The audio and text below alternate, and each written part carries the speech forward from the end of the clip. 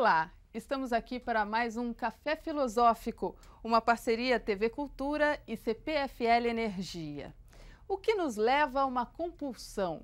Por que comer ou beber demais, comprar compulsivamente, ter obsessão por limpeza? Por que esses desequilíbrios estão cada vez mais presentes em nossa vida? Questões que o psiquiatra Paulo Gaudêncio esclarece hoje para a gente.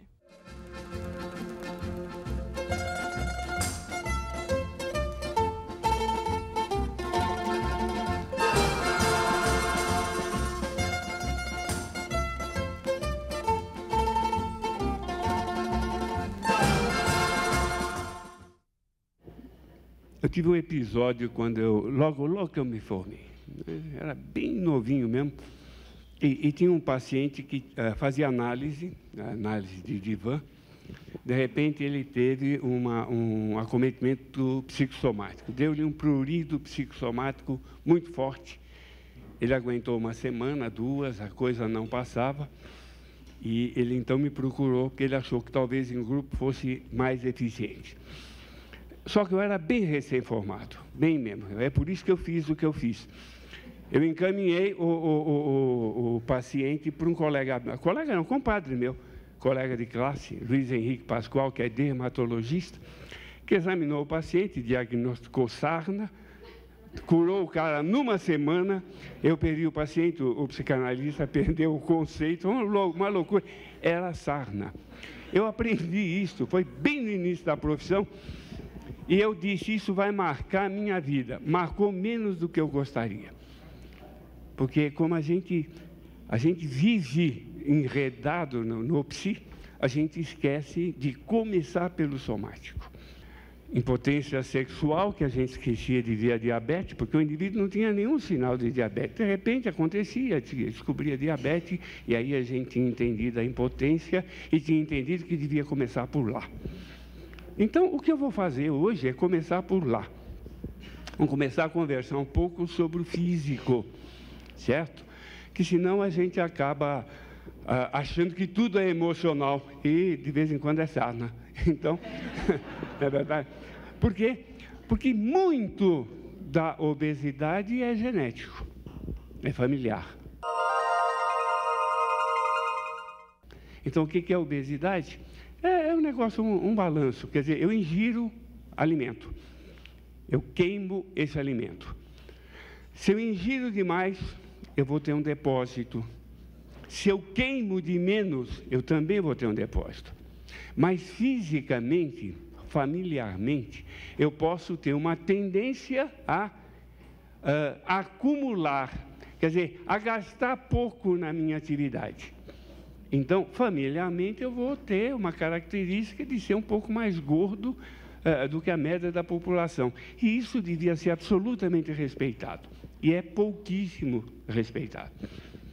Eu gosto de contar muito um exemplo de uma coisa que serve para um monte de coisas, que me marcou muito, um filme do Chaplin. O Chaplin arrumando uma mala, ele abre a mala, ele joga a roupa dentro, fecha.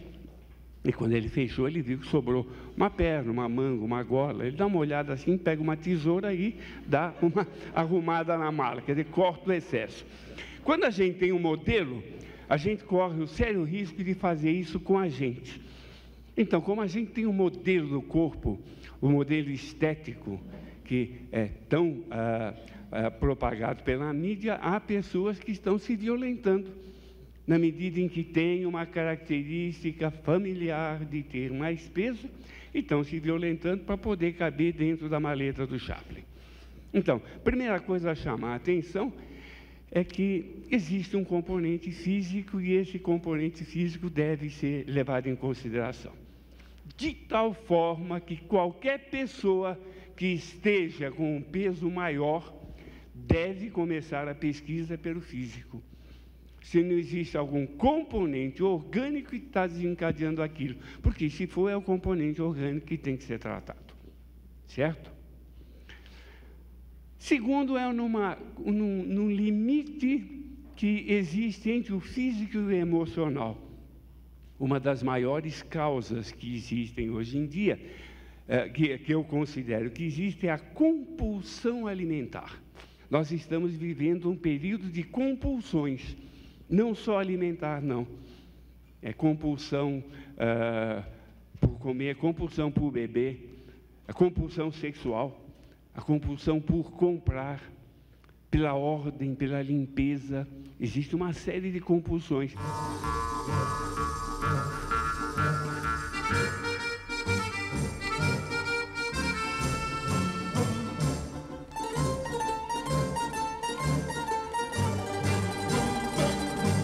E nesse campo a gente tem aprendido uma coisa muito interessante da psicossomática. A coisa não é só física, não é só emocional.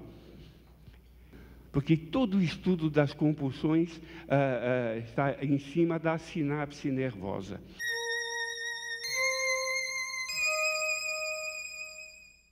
Então, eu vou explicar o que é uma sinapse nervosa. Eu vou fazer uma explicação esquemática.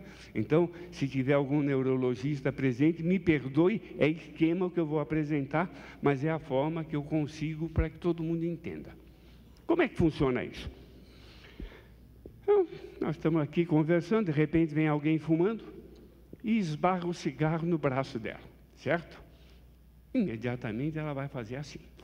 Por quê? De cada célula do organismo sai um nervo dizendo dói, e sai um outro dizendo sai daí. Então, tem um nervo sensitivo e um nervo motor. Se cada uma das minhas células fosse ligada ao cérebro e de volta por um nervo, eu teria 1,75 m de altura e 4 metros só de nervo, de tanto que ia ser necessário. Não é, a gente tem pouco substrato de tecido nervoso.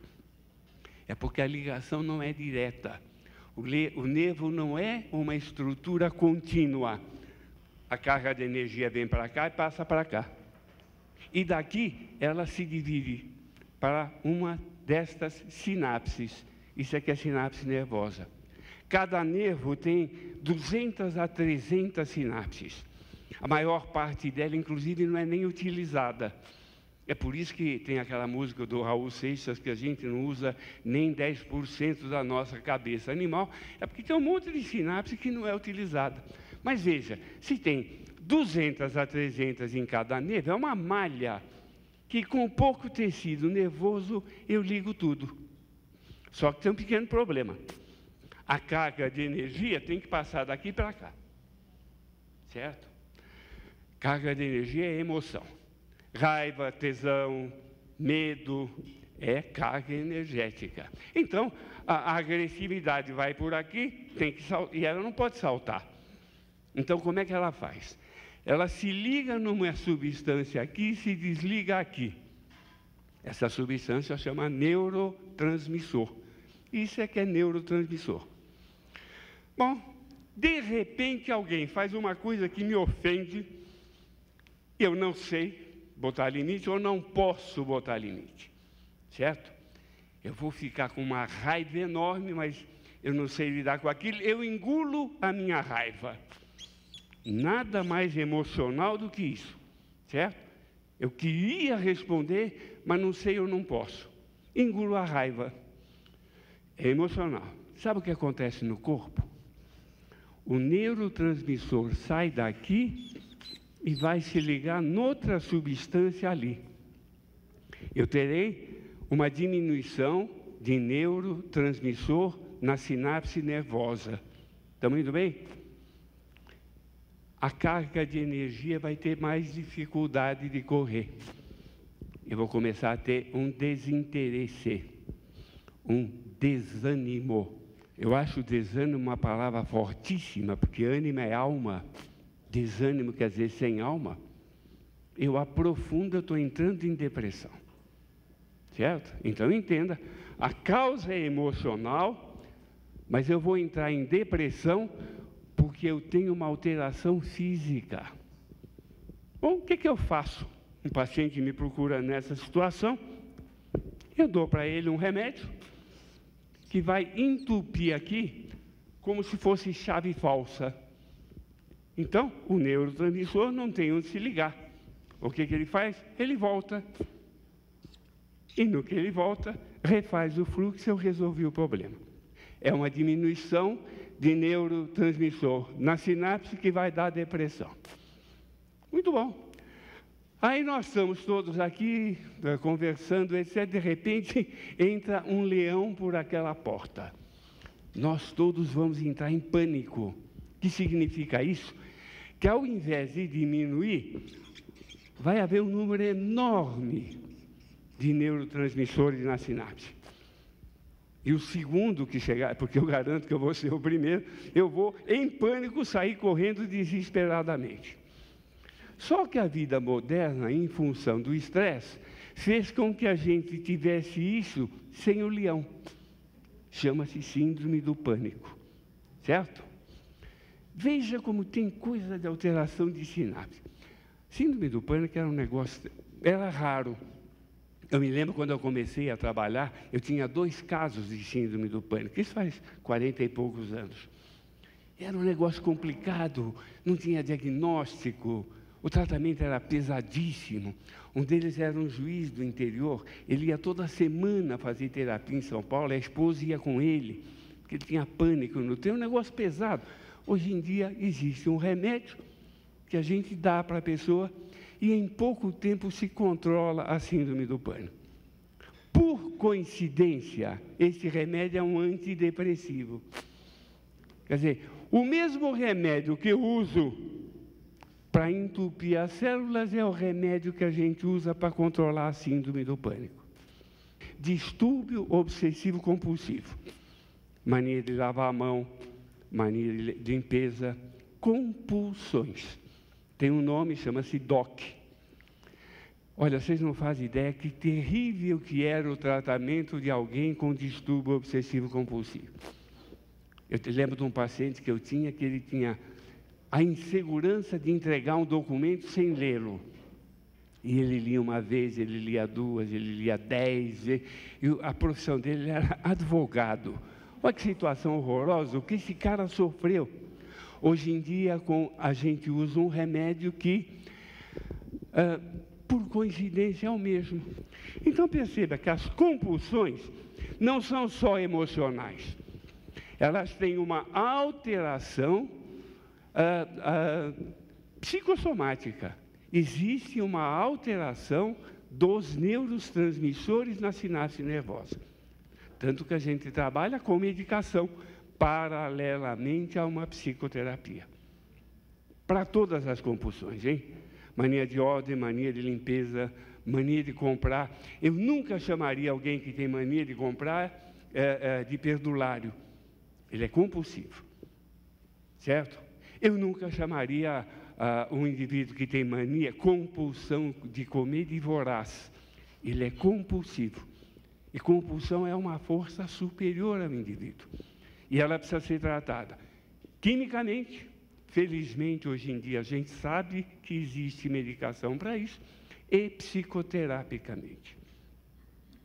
Então, existe o físico, existe o psicossomático, e existe o que é puramente emocional, certo? Quer dizer, é o excesso a que a gente se entrega para compensar. Compensar o quê? Frustrações ou ansiedade. Então, eu vou explicar os conflitos do ser humano. O ser humano é o único animal que tem conflito. Os outros animais têm comportamento instintivo. O que é comportamento instintivo? É um comportamento onde todo membro da espécie reage do mesmo jeito diante do mesmo estímulo. Um cachorrinho está roendo um osso, um outro cachorro vai pegar o osso. O que ele vai fazer? Ele vai lutar. Pode ser um cachorrinho pequenininho, quem se aproximou é um cachorrão enorme, mesmo assim ele vai lutar, vai perder, vai sair ganhando, mas é instintivo o comportamento. Então, todo animal tem um impulso, se enche de um impulso, que ele descarrega num comportamento instintivo. Como é que acontece com o ser humano? Então, vamos supor que eu estou roendo o meu osso profissional, eu estou trabalhando. Ou mais fácil de entender, eu estou roendo meu osso afetivo. Eu sou casado, eu tenho uma esposa, a gente se dá bem, ela é muito bonita. Então, eu estou roendo o meu osso afetivo com muita satisfação. De repente, aparece um cachorro qualquer que resolve roer o mesmo osso, tá certo? É sempre uma possibilidade. O que vai acontecer comigo? A mesma coisa. Eu vou me encher de uma carga de energia chamada emoção, eu vou ficar com ciúme, eu vou ficar com raiva, e eu não sei se alguém nessa sala já sentiu o ciúme, é uma loucura. A vontade que dá é fazer que nem o cachorro, partir para a porrada, certo? Só que eu sou um animal que raciocina. Todo animal se enche de um impulso que descarrega num comportamento instintivo. Eu tenho, porque eu raciocino, uma série de normas de descarga de impulso chamado consciência moral. Consciência moral é isso. É uma série de normas que diz se eu vou descarregar o impulso. Às vezes quem está ruindo meu osso profissional é meu chefe, eu já dou uma segurada, certo? Se eu vou descarregar, como eu vou descarregar, quando eu vou descarregar, eu entro em conflito. Aliás, o ser humano não entra em conflito, ele vive em conflito. O conflito é parte da natureza humana, sem que a gente perceba. Depressão, síndrome do pânico, compulsão. Esses são alguns sintomas do mundo moderno, mas por que tanta ansiedade, tanta angústia? Como lidar com nossas frustrações? Daqui a pouco, Paulo Gaudêncio mostra como e quando isso se dá.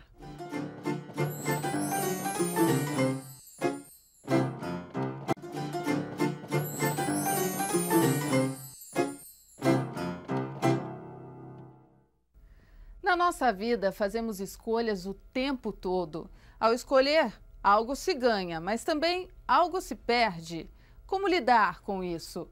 É o que mostra o psiquiatra e psicanalista Paulo Gaudêncio, ao apontar também para a diferença entre o ser imaturo e o maduro.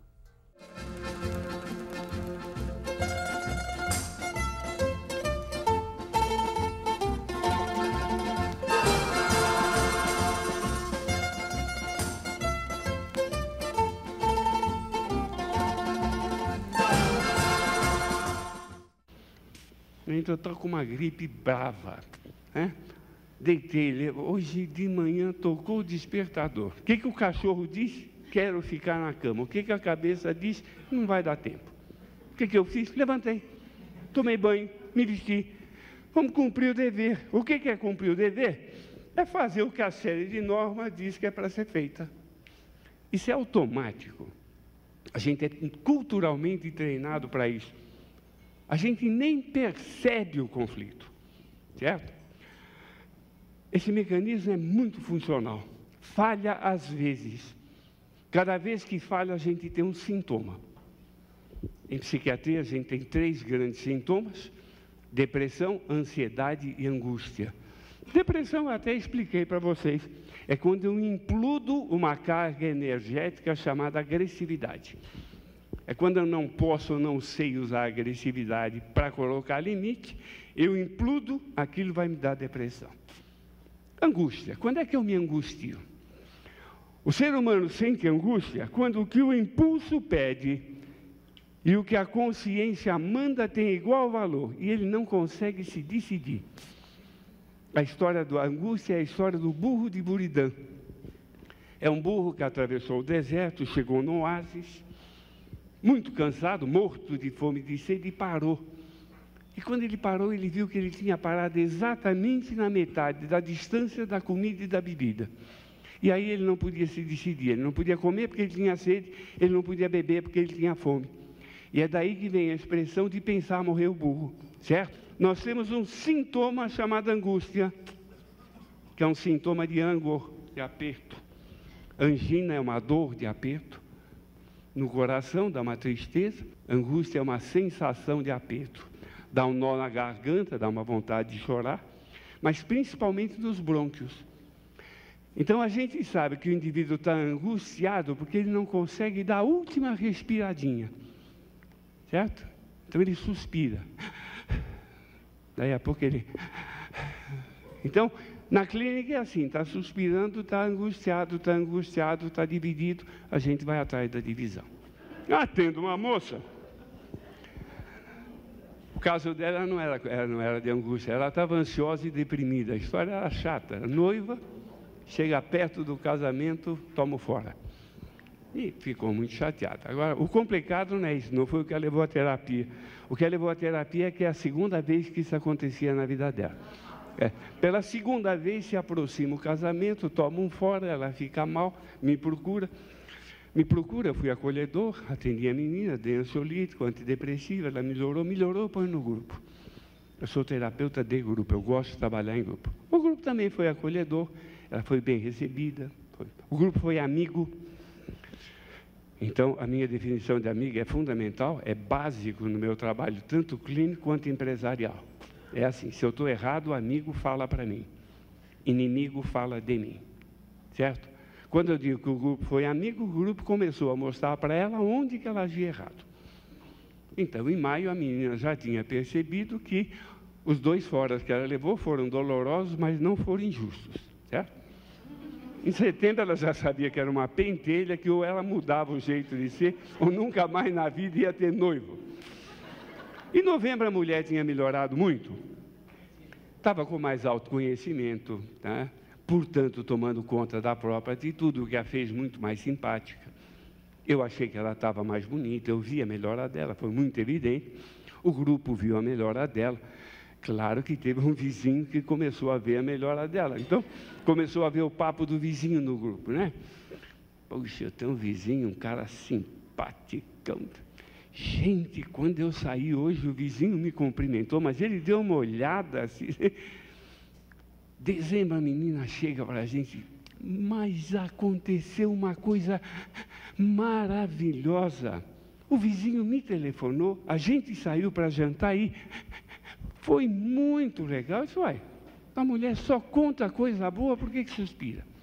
E foi aí que resolveu, numa sessão, ela continuou falando do vizinho, um cara simpático, bonito, interessado nela, muito simpático mesmo. Ele estava acabando de sair do 3º casamento e tal. A parte emocional dela diz, é tudo que eu quero, a racional, 2 vezes 3 é 6, encrenca, paralisou, não sabia o que fazer, certo? Eu gosto muito de falar da angústia, porque é o desabafo de um psiquiatra. Eu estou formado há mais de 40 anos, e vocês nem sonham o que era ser psiquiatra há 40 anos atrás.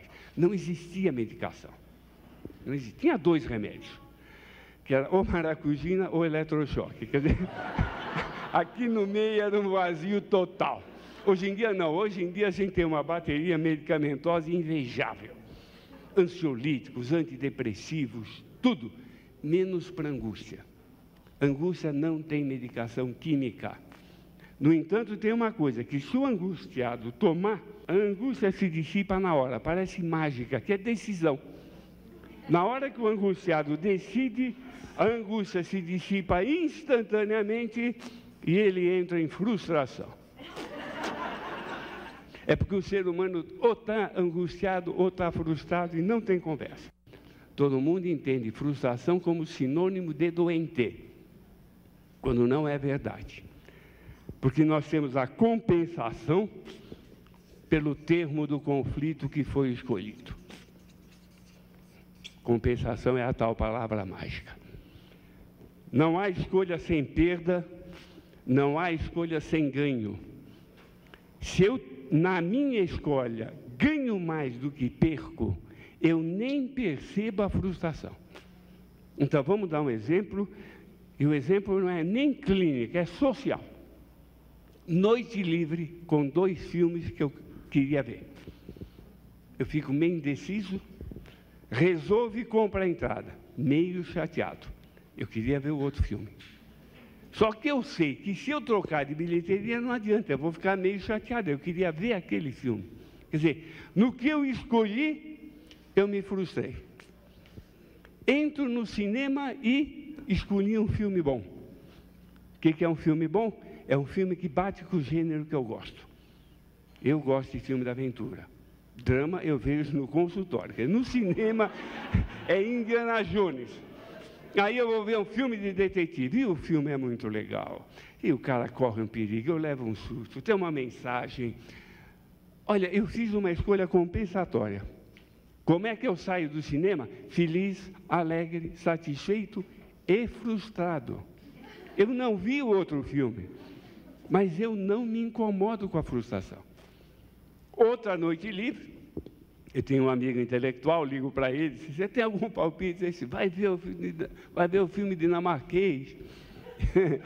Eu vou e o filme é dinamarquês, sabe como é que é? Tudo cinzento, ninguém fala nada. Como é que eu saio do cinema? Aí a frustração me incomoda, porque a escolha não foi compensatória.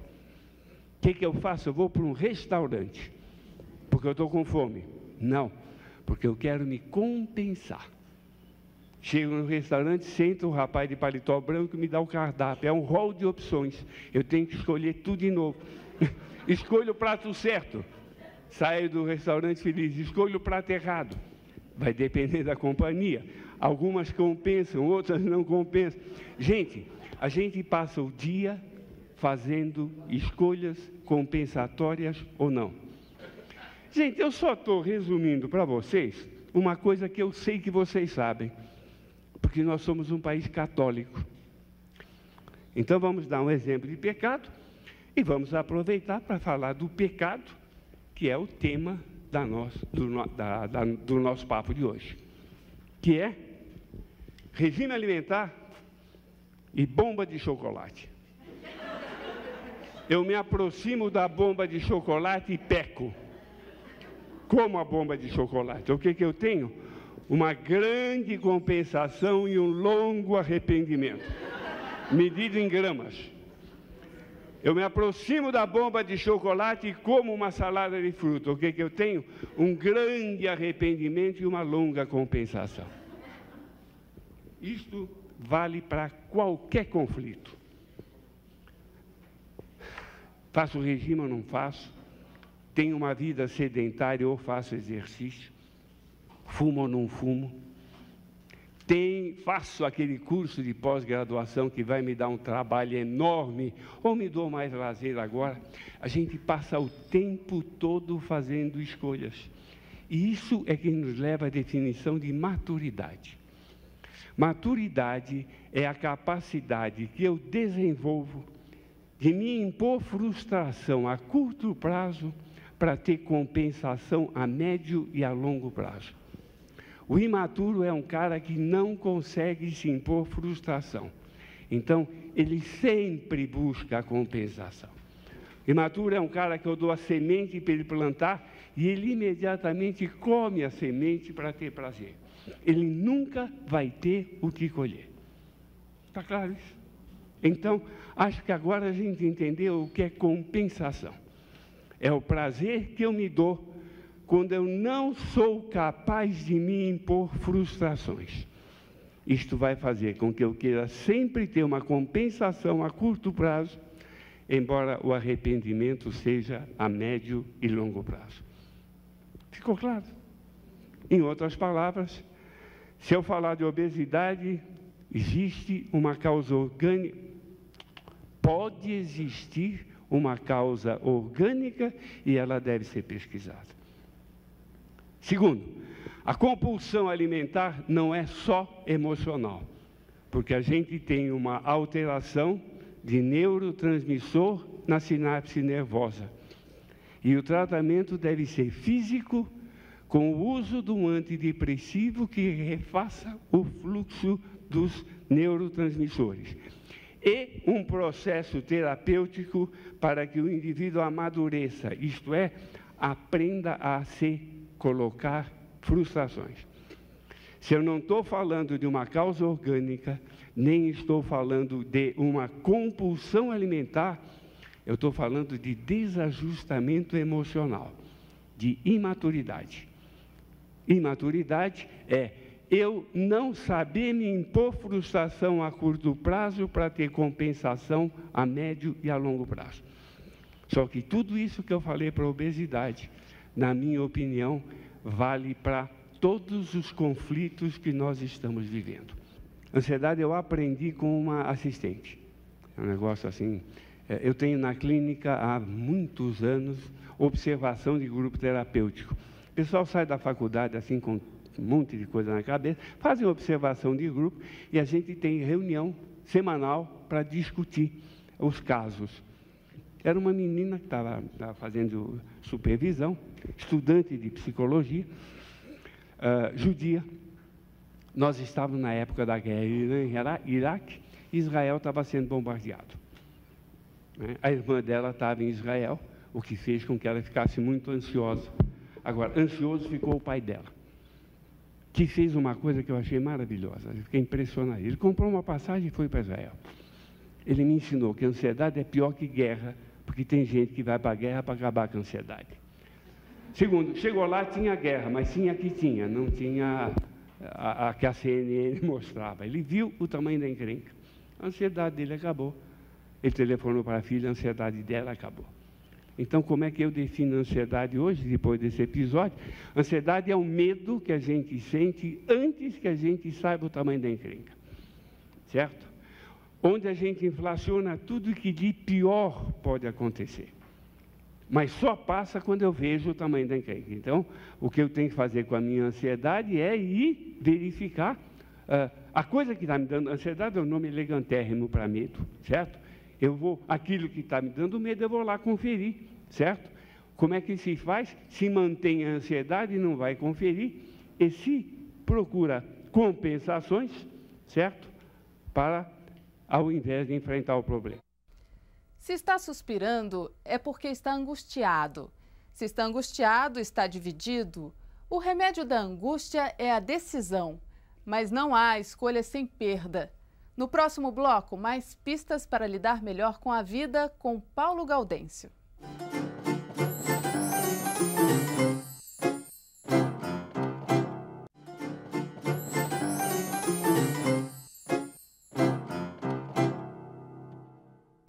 Comer demais é apenas uma das formas de compulsão. Neste último bloco, Paulo Gaudêncio esclarece dúvidas da plateia sobre esses desequilíbrios e aponta para algumas direções.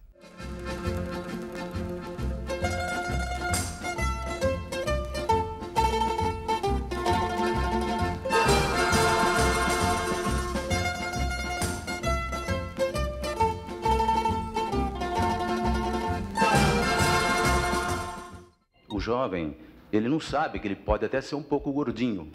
O jovem é bonito porque é jovem e não precisa ter essa maluquice que eles fazem. Eles não querem ser bonitos, eles querem ser o mais bonito. E aí entram numa coisa maluca de regime que eu acho inconcebível, né? Então a gente fica preocupado com o exagero de comer, mas existe um exagero de não comer. É tudo, eu vejo muita questão de imaturidade nisso tudo. Isto, e você está tocando numa coisa que eu não pensei que fosse entrar, a patologia do não comer, né? Anorexia nervosa e bulimia, está pegando muito mulheres jovens, 15 anos, 17 anos, certo? Quer dizer, o modelo mental passa a ser tal que ela está se achando gordo o tempo todo, ela pensa gordo. Então, ela está um esqueleto, está pensando gordo, e aí ela entra num ciclo muito, muito complicado de curar. Muito complicado de curar, sim, ela vai precisar fazer um tratamento sério, medicamentoso e psicoterápico. Só para você fazer ideia, se me aparece alguém com a queixa de bulimia, anorexia, eu não tenho tratado, eu tenho encaminhado, porque virou especialidade médica. Né? Tem um consultório em São Paulo, um grupo de neurologistas, e psiquiatras e psicólogos que estão tratando só isto. Então, certamente estão fazendo com muito mais competência do que eu possa fazer, e atualmente eu não trato mais anorexia nem bulimia, eu encaminho para este núcleo. Tem um mecanismo de psicologia, eu queria bater um papinho sobre ele, que chama identificação. Identificação é assim, eu vivo a emoção na pele do outro. A gente usa muito isto. O número de voltas que a gente deu na pista com a bandeirinha do Ayrton Senna, não é verdade? A Olimpíada. Nossa, como a gente se identifica, é um negócio maravilhoso. Só que tem um problema. É o mecanismo do cinema. No cinema, a gente não assiste filme, é bobagem isso. A gente vive filme. A gente se identifica com o protagonista e a gente vive lá sem censura. Porque aí não tem conflito. Quer dizer, você pega um pacifista, um cara que nunca faria nada de mal a ninguém, certo? Ele vai ver um filme do 007, ele sai com o dedo duro, de tanto tiro que ele dá, tá certo? E não foi ele, foi o protagonista lá. Então, isso daí, o que mexe com os valores da gente, eu acho que a banalização da violência é extremamente perigoso para a juventude por causa da maleta do Chaplin, certo? Eu sou gastrônomo, chefe de cozinha, e eu lido praticamente diariamente com isso, com alimentação todos os dias. E recentemente fiz a cirurgia de redução do estômago. E eu gostaria de saber duas coisas. Como que fica a cabeça de uma pessoa que agia e pensava como gordo, e hoje vive e pensa como um magro, porque come como um magro, mas tem corpo de gordo ainda? E como que isso pode ser benéfico dentro dessa cirurgia que é tão radical? Outro dia, uma amiga minha me pediu um atestado médico de sanidade mental para que ela pudesse fazer a cirurgia. É exigido isto, não é verdade? Quer dizer, o indivíduo precisa estar em plena consciência, por quê? Porque tem risco, certo? E quem vai fazer a cirurgia está passando a noção de que você sabe do risco e tanto assumiu que trouxe um atestado dizendo que você é capaz de assumir. Eu não sabia disso, não. Quando eu soube, eu fiquei preocupado, entende? Por quê? Porque tem um risco meio grande que eu desconheço. Eu desconheço, quer dizer, eu não sei qual seria, não. Essa minha amiga, o que ela me falou é assim: Paulo, eu estou cansado, eu tenho 42 anos de idade, é uma profissional maravilhosa, certo? E há 40 anos que eu me lembro de estar brigando com a balança. Eu cansei dessa briga, eu vou fazer essa cirurgia. Ela ainda pensa como gordo, vive como magro, porque ela come pouco, mas já está com corpo de magro. Isso está dando a ela uma compensação enorme. Ela está extremamente feliz com isso. Agora, o que vai alterar na cabeça? Veja, a mudança de cabeça é um negócio meio complicado, porque a gente pensa na mudança de cabeça desencarnada, também como se não houvesse o físico. E não é assim que funciona, não. Temos nós aqui o nosso cérebro, certo? Aqui, vamos botar aqui o cérebro límbico, que é o cérebro emocional. E aqui o cérebro racional, certo? Aí a gente nasce e tem que fazer uma ligação entre eles.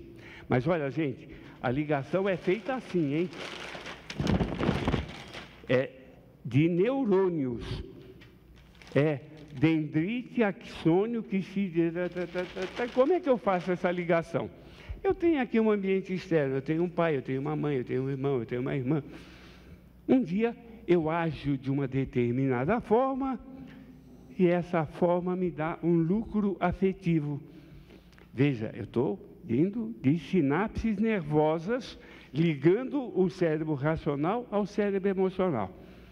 Eu fiz esse caminho, deu certo. Eu fiz o caminho da roça. Aí eu começo a fazer esse caminho. É o caminho da roça. Eu vou, eu volto, eu vou, eu volto, certo? Aí ali não nasce grama. Aí eu vou capinar ali do lado. Quando eu ficar bem mais velho, eu passo uma moto niveladora, eu vou asfaltar, eu vou iluminar. Eu tenho a Avenida da Roça, também chamada Zona de Conforto. É uma forma que eu aprendi a me relacionar com as pessoas. Aí eu cresço e muda isto. E eu continuo tendo a minha Avenida da Roça. Mudar eu vou deixar de usar esta conexão neurológica que eu estou acostumadérrimo e vou começar a construir outro caminho da roça. É por isso que mudar é tão complicado. A resistência à mudança é o medo que a gente sente, porque eu vou ter que ter uma alteração neurológica. E isso acontece, está acontecendo com você, porque agora você vai ter que pensar diferente, né? Você vai usar outras sinapses nervosas que não estavam sendo utilizadas. Então, eu queria saber assim, a consciência alimentar e a consciência corporal. Como trabalhar isso? Porque a mídia, ao mesmo tempo que ela... É a pergunta dele, né?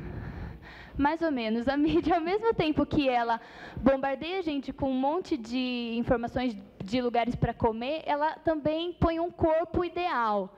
E na nossa sociedade hoje, o obeso é o mal, né? Porque você tem que combater a obesidade com todas as forças. Então, essa obesidade, até que ponto ela é ruim? Até que ponto ela é construída por uma mídia como algo mal, mas não é? Eu queria, assim, falar um pouquinho sobre consciência corporal e sobre o papel da mídia nessa construção da obesidade hoje, de um ideal de corpo. Eu queria saber um pouquinho sobre isso. O papel da mídia é a construção do ideal de corpo que não é obeso, não. Que é o contrário.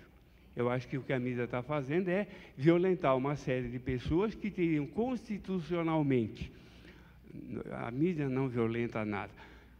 Vende um modelo e pessoas que constitucionalmente teriam um peso maior se violentam para caber dentro da maleta do Chaplin. Certo? É assim que eu vejo a mídia atuando. Agora, a obesidade é doença. Está classificada no Código Internacional de Doenças como um tipo de patologia. É quando o indivíduo tem mais de 20% do seu peso em gordura. E ela é doença e desencadeia outras doenças. Então, a gente vai ter problema com triglicéride, problema com fosfato, problema com colesterol, certo? A gente vai ter problema de diabetes. Quer dizer, é uma doença, não é só uma questão estética, não, e uma doença que desencadeia outra doença, por isso ela tem que ser tratada. Certo? Nesse sentido, eu acho que a cirurgia que ele fez é saudável como profilático de uma série de outras coisas no futuro. Eu tenho um filho, ele estava com 7 anos, e um dia ele falou assim para mim: mamãe, a gente estava comendo num shopping. Mamãe, me diz uma coisa, por que aqui no shopping eu tenho vontade de comprar um monte de coisa, e aqui tudo é bonito, tudo é feliz, tudo parece feliz, ele falou, tudo é bonito, tudo parece feliz, e lá fora, foi na época que mataram o prefeito de Santo André, lá fora, mataram o prefeito, os bandidos estão trombando um com o outro, e tinha mais uma coisa, o negócio das torres lá também que tinha acontecido, né? Então, como é que é isso, né? Então, aí que eu faço um trabalho com ele já faz tempo, né, de procurar observar o que é a ansiedade dele, porque tem muito aquilo, né? Está no meio do grupo, acaba matando o índio, porque está no meio do grupo, a ansiedade de fazer alguma coisa, né? Então, para ele perceber onde que está a ansiedade dele, e é um trabalho assim meio que agora meio entregue aí às ciências orientais, aí essas coisas, né? Mas que, pelo menos comigo, em relação ao cigarro, funcionou. Então, duas questões, né? Uma delas é da gente repensar um pouco essa ansiedade, de onde que ela vem, e esse exercício de centrar um pouco mais, né? Como que você vê essas duas questões, a questão cultural... Achei um depoimento maravilhoso. Principalmente a primeira parte, que eu acho fundamental, que a gente fala, eu estou ansioso, estamos ansiosos. E seria, não acho muito complicado a gente focar o tipo de situação que desencadeia uma ansiedade, certo? Primeira coisa, vamos ter coragem de dizer, ansiedade é nome elegante para medo. Né? Eu acho que a gente tem 4 emoções básicas: agressividade, afetividade, certo? Sexualidade e medo. E eu preciso saber o que desencadeia essas coisas em mim. Entende? Então, eu fico me escondendo de mim e não sei que tipo de coisa me dá medo. Resultado, eu entro numa ansiedade, eu vou ter que procurar um terapeuta para ele me apresentar para mim mesmo. A gente não pode ver o medo como uma emoção ruim em si. O medo tem um monte de funções, ele salva a minha vida, ele é pedagógico, ele é estimulante. Uma vida sem medo seria uma vida absolutamente sem sal. Uma vida sem medo é eu jogar pôquer com os amigos, eu com as cartas em pé e eles com as cartas deitadas. Eu olho e digo, eles têm par, eles têm tinca, ganho todas, não vou jogar. O gostoso do jogo é o medo. Normal, a ansiedade normal. Então, quando eu me formei há 40 e tantos anos, eu achava que o homem adulto não tinha medo, não tinha ansiedade nem angústia. Hoje eu não acho nada disso, não. Eu acho que se tiver uma decisão que eu tenho que tomar ali na frente, mas eu não tenho os dados ainda claros, eu tenho que esperar para ter os dados mais claros. Enquanto eu espero, eu vou estar meio dividido. E eu vou estar ansioso, eu vou estar torcendo para que aquilo aconteça. Maturidade é eu aguentar a minha ansiedade normal até eu preencher os dados. Imaturidade é fazer qualquer escolha.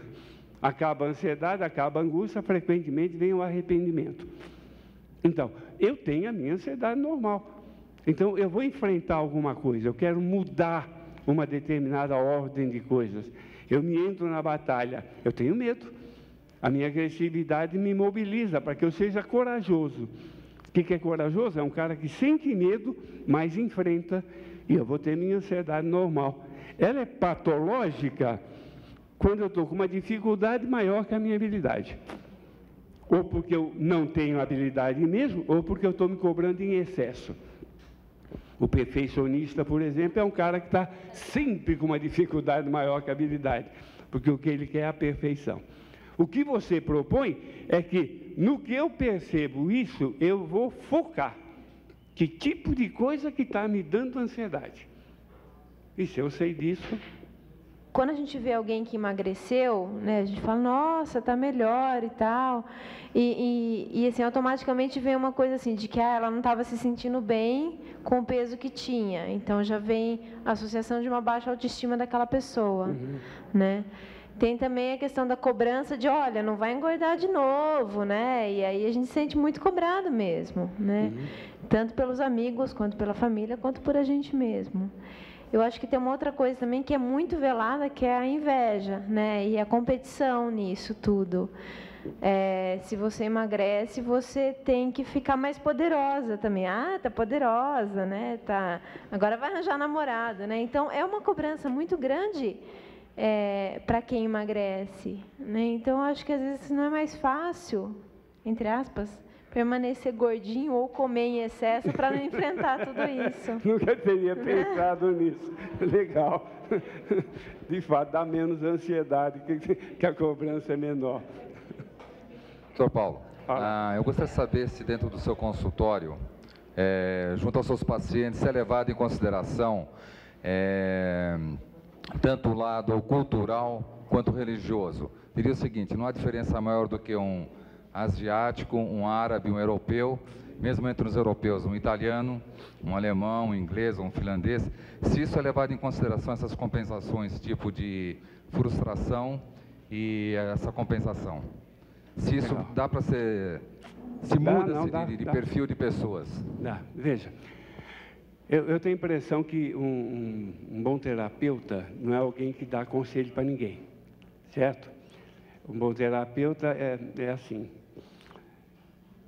Foram colocadas verdades na cabeça da pessoa. Então, foram colocadas verdades passivamente, quando ele era criança, etc. Na adolescência, ele vai colocar as verdades em dúvida, testar para assumir ou não como deles. Às vezes, tem verdades que ele não reviu, ele não fez uma requalificação. E isso daí vai trazer um sofrimento para ele. O que eu faço como terapeuta? Eu jogo casca de banana para ver se ele escorrega. Uma vez eu lembro que um paciente muito bravo virou para mim e disse, pô, mas o que você tem contra os meus princípios? Eu digo, nada, eu só quero saber se são teus. Se forem teus, acabou. Eu não tenho nada com isso. Agora, eu vou botar em dúvida se é teu ou se é um ovo que ainda está na tua cabeça e que você não pensou. Então, eu levo em consideração tudo isso, eu coloco em dúvida tudo isto. Eu coloco em dúvida a afirmação religiosa dele. Agora, se a religião é dele e é assumida, eu não tenho nada com isso. Entendeu? Eu não acho que nenhum terapeuta tenha direito de colocar um princípio na cabeça do outro. Mas ele tem a obrigação de colocar em dúvida os princípios do outro, até que o outro os reveja e os assuma maduramente como seus. Eu tenho uma definição de terapia hoje em dia que para mim está muito clara. É reescrever o passado. Certo? Eu estou pensando em duas coisas. Inicialmente, no que o senhor colocou a respeito da gente amadurecer, que seria a melhor saída para todo mundo.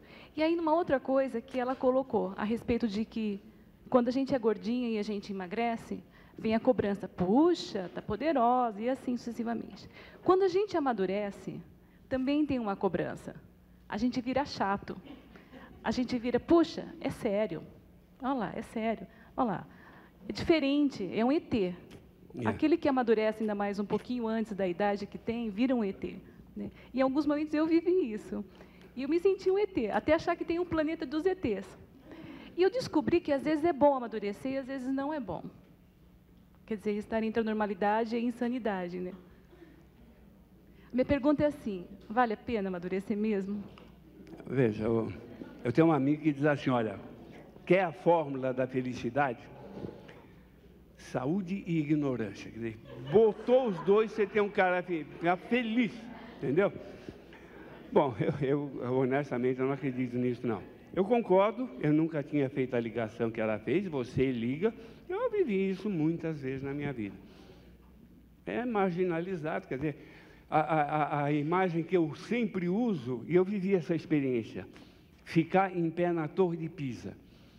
Eu fui até Pisa e aí, quando eu fui dar a volta na torre, eu dei grudado na parede, eu tinha certeza que eu ia cair.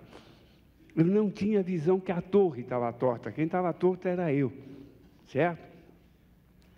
Depois eu saí da torre, olhei, entendi a coisa direitinho, mas a sensação é complicada, dá medo mesmo, né, na Torre de Pisa. E quando você resolve amadurecer, frequentemente você vai ficar em pé na Torre de Pisa. E a sensação é ruim. E o pessoal da torre te chama de tortinho. E faz uma força para você ficar direito, entendeu? Para beber um pouco mais, comer um pouco mais, ficar mais engraçadinho e tal. Eu tenho que fazer uma opção. Quer dizer, eu acredito que saúde e ignorância é a fórmula da felicidade, ou eu acho que felicidade é outra coisa. Eu tenho a minha definição de felicidade, você sabe, né? Felicidade é comer jabuticaba no pé. Juro. Eu vou contar essa história e a gente encerra com essa, tá bom, Augusto? Felicidade é comer jabuticaba no pé, não tem a mínima dúvida. Gostaram? Há exatamente 37 anos. Eu sei que é 37 porque o protagonista da história é meu filho, que tinha 5 anos na época, agora ele tem 42, então há 37 anos eu tinha um cunhado que tinha um sítio. E estava na primeira fase de felicidade de quem compra sítio, que é quando compra, né? A segunda é quando vende. Estava feliz, mandou mudar o sítio, pintou a casa, o gramado, e convidou a família inteira para passar um feriado prolongado. Aqui pertinho, Pedreira. E lá fomos nós, né? Eu tinha 3 filhos na época, fui eu, mulher, 3 filhos, mais uma irmã, um cunhado, meu pai, minha mãe. Fomos para Pedreira conhecer a cidade, quarta à noite, tomamos sorvete. No dia seguinte, acordo o mundão todo. Né?